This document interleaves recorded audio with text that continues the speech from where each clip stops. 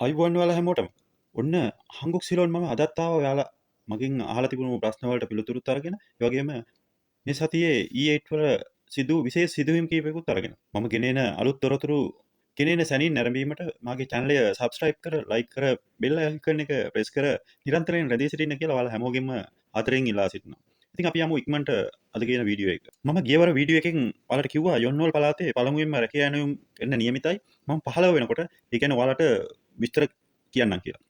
ඉතින් මම කිව්වා වගේම මෙම සතියේ ලංකාවෙන් ගිය නියෝජිතයන් හා කොරියානු ශ්‍රී ලංකා තානාපති කාර්යාලයේ නිලධාරීන් යොන්වල් පළාතේ පළාත් ප්‍රධානීන් සමග කළ සාකච්ඡාවෙන් පස්සේ අපිට ඉදිරි කාලයේ යොන්වල් පළාතෙන් ලැබෙන රැකියා ඇණවුම් පිළිබඳව හා එහි සංයුතිය වැටුප් ගැන සේවා මුරේ ගැන දල අදහසක් දැන් දෙන්න පුළුවන් ඔයාලා හැමෝටම. යොන්වල් පළාතෙන් ලැබෙන පළමු රැකියා ඇණවීමේ ප්‍රමාණය 28ක්. ඉතින් එහි පිරිමි 14ක් හා කාන්තා 14ක් කියලා තමයි සඳහන් වෙන්නේ.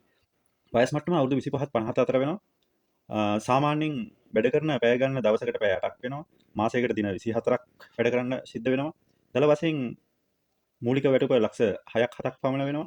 පැය දවසේ පැය 8ට වඩා වැඩ කරන අතිකාල පැයකට වොන් 20000ක් උන් ලබා දෙන්න එකඟ වෙලා තියෙනවා. ඉතින් මේ දේවල් ටික අපිට පසුගිය දවස්වල දැනගන්න ලැබුණා. ඉතින් මේ රැකියාව 28න් පස්සේ නැවතත් ඒ ආසන්නම කාලයක රැකියා 170ක් පමණ යොන්වල් පළාතෙන් ගැනීමට උන් බලාපොරොත්තු වෙන බව උන් පවසා තියෙනවා.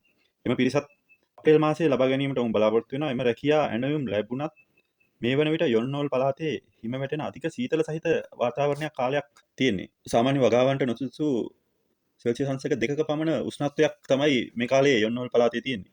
ඉතින් වගා කටයුතු ආරම්භ කරන්න සුදුසු කාලගුණ තත්ත්වය පැමිණි සැනින් ඔවුන් ලබා දී තිබෙන රැකියා ඇණවුම් වල පිරිස් ඔවුන් ලබා ගන්න පොරොන්දු වෙලා තියෙනවා. ඒ බව ශ්‍රී ලංකා නියෝජිතයන් නිල වශයෙන් ඔවුන් දැනුම් දීලා තියෙනවා. මේ වැඩසටහන් අලුත් තොරතුරු මම ඔයාලට ඉදිරියේදී ගෙනෙන්න බලාපොරොත්තු වෙනවා. මොකද්ද කවද්ද කොහොමද වෙන්නේ කියන එක මම අනිවාර්යෙන් ඔයාලා නිරන්තරයෙන් ගෙනෙන්නම්. ඒ වගේම තවත් වැදගත් දෙයක් කියන්න තියෙනවා.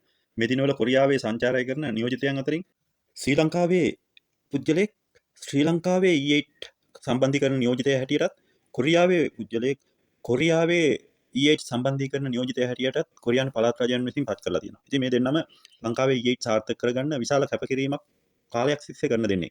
ඉතින් මෙම පත්වීම ප්‍රථම වතාවට තමයි කොරියානු රජය පැත්තෙන් කරලා තියෙන්නේ. ඉතින් මේක E8 සාර්ථක කරගන්න ඉතාම හොඳ රුකුලක් වෙයි කියලා අපිට විශ්වාස කරන්න පුළුවන්. අපි බලාපොරොත්තු වෙමු E8 මෙම පත්වීම හරහත් ඉදිරියේදී විශාල වීමක් ඉස්සරහට යයි කියලා.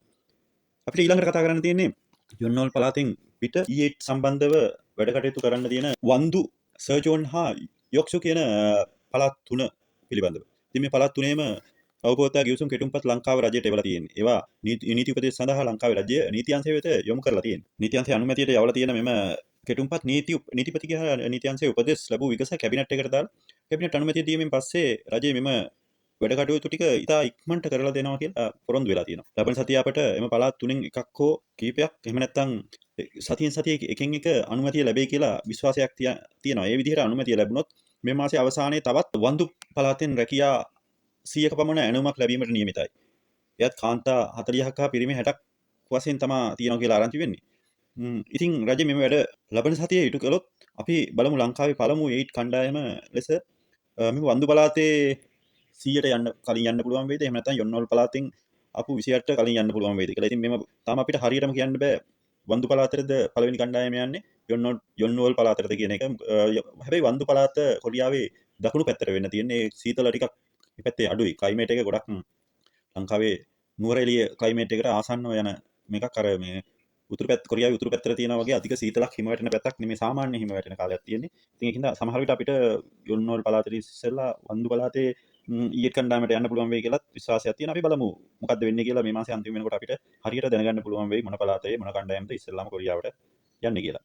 ගොඩක් අය අහලා තිබුණා මෙම E8 සඳහා බඳවා ගැනීම වයස් මට්ටම මොකක්ද කියලා. ඉතින් දැනට අපිට කියන්න තියෙන E8 වල බඳවා ගැනීම වයස් මට්ටම අවුරුදු 25ත් 50ත් කියලා තමයි තියෙන්නේ. හැබැයි කොරියාවේ සමහර පළාත් අනුව ඒක සුළු සුළු වෙනස්කම් වෙන්න පුළුවන්.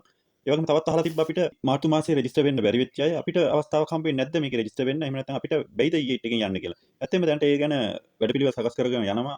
අනාගතයේදී මෙම මාර්තු මාසයේ ඔන්ලයින් ඇප් එක හරහා රෙජිස්ටර් වුණ නැති අයටත් අවස්ථාවක් දෙන්න රජය කටයුතු කරනවා. උන්ටත් ඒ අවස්ථාව අනිවාර්යෙන් හිමි වෙයි. ඉතින් ඒක ඉවසීමෙන් බලාගෙන ඉන්න. ඔයාලටත් ඒ ගැන අවස්ථාවක් ලැබුණු ඉක්මනින් මම ඔයාලට ඒ බව අනිවාර්යෙන් ඔයාලට දැනුම් දෙනවා. ඔයාලට කොතරම් උත්තර දුන්නත් ඔයාලා නිතරම අහන කාරණයක් තමයි පළාත් ලෙස අපේ පළාතේ කවද්ද වැඩ පටන් ගන්න කියන එක. ඉතින් දැනට ජොන්නෝල් පළාත නිසා ඌව මධ්‍යම පළාත් වැඩ පටන් අරගෙන තියෙනවා. වන්දු හරහා බස්නාහිර දකුණ නැගෙනහිර වැඩ පටන් ගන්න නියමිතව තියෙනවා. සර්ජෝන් හරහා ඉතිරි පළාත් වල වැඩ පටන් ගන්නවා. එහෙම බලපුවාම රජයේ පළාත් සඳහා මෙම පළාත් සඳහා රජයේ අනුමැතිය දුන්නු ගමන් ලංකාවම ආවරණය වෙන විදිහට E8 මගින් මුළු ලංකාවම කව වෙන විදිහට E8 වැඩසටහන් පටන් ගන්න සැලසුම් හදලා තියෙනවා. ඉතින් බලාගෙන ඉන්න මාර්තු මාසේ අප්‍රේල් මාසේ වෙනකොට අනිවාර්යයෙන්ම මුළු ලංකාවෙම සෑම පුරවැසියෙකුටම E8 හරහා යන්න පුළුවන්. ඔක නිරන්තරයෙන් අහන්න අවශ්‍ය නැහැ. මම දැන් මේක කීපාරක් මාලට කියලා තියෙනවා. දැනට ඌව මධ්‍යම පටන් ගන්න තියෙනවා. නොබෝ දිනයකින් බස්නාහිර දකුණ නැගෙනහිර පටන් ගන්නවා. ඒකම ඊට පස්සේ වායඹ ඇතුළු අනිත් පළාත් වල වැඩ කටයුතු පටන් ගන්නවා. ඉතින් මේක ක්‍රමක්‍රමයෙන් සිදුවෙන දෙයක්. හැමෝටම මේ අවස්ථාව අනිවාර්යෙන් උදා වෙනවා. ඉතින් අද මට වීඩියෝ එකෙන් ගේන්න තියෙන්නේ ওই ටික තමයි. ඉතින් ඉක්මනින් ඔයාලට නැවතත් මෙවන් වැදගත් කරුණු කීපයක් රැගෙන ඔයාලා හමුවට එන බලාපොරොත්තු වෙමින් අදට මම ඔයාලගෙන් සමු ගන්නවා. මා සමග රැඳී සිටි හැමෝටම බොහොමත් ස්තුතියි. සුබ දවසක් ඔයාලා හැමෝටම.